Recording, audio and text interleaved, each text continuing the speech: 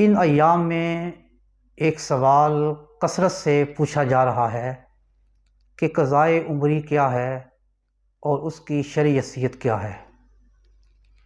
تو یاد رکھیں، جو نمازیں مقررہ اوقات میں پڑھی جائیں وہ ادا کہلاتی ہیں، اور وہ نمازیں جو وقت کے گزرنے کے بعد پڑھی جائیں وہ قضا کہلاتی ہیں۔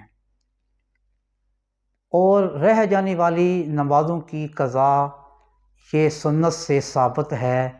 غزوہ خندق کے موقع پر آپ علیہ الصلوۃ والسلام کی جو نمازیں رہ گئی تھیں آپ نے ان کو قضا کیا تھا۔ لہٰذا اگر کسی کی بہت سی نمازیں رہ گئی ہوں تو وہ ان کو دو طریقوں سے ادا کر سکتا ہے۔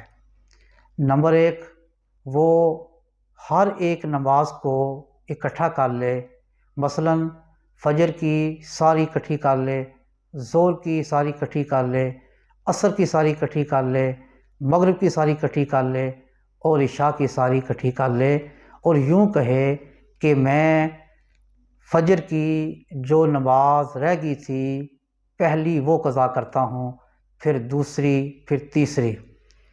دوسرا طریقہ یہ ہے کہ وہ یوں کہے کہ میں فجر کی جو آخری نماز رہ گئی تھی وہ قضا کرتا ہوں، اس طرح آخری سے پہلے رہ گئی تھی وہ قضا کرتا ہوں۔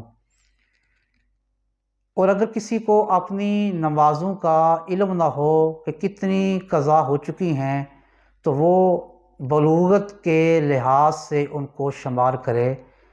اگر مرد ہو تو وہ 12 سال سے حساب لگائے، اگر عورت ہو تو وہ 9 سال سے حساب لگائے، اس طرح وہ اپنی نمازوں کو ادا کرے۔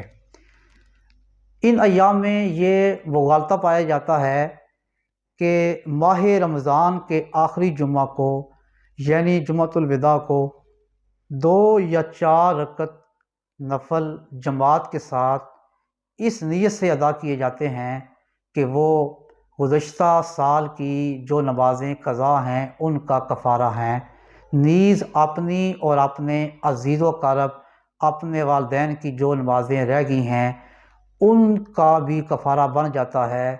تو یہ طریقہ انتہائی غلط ہے۔ اور دوسرا مغالطہ بھی یہ ہے کہ اس ماہ رمضان کے آخری جمعہ کو جمعہ کے دن جمعہ کے بعد 5 نمازیں اس نیت سے پڑھی جائیں کہ یہ گزشتہ سال کی قضا نمازوں کا کفارہ ہے، تو یہ طریقہ بھی باطل ہے۔ لہٰذا میری اپنے بھائیوں سے، اپنے بزرگوں سے اور اپنی بہنوں سے گزارش ہے کہ وہ جو نمازیں رہ گئی ہیں ان کو ادا کریں، بغیر ادا کیے وہ نمازیں آپ کے ذمہ قرض ہیں۔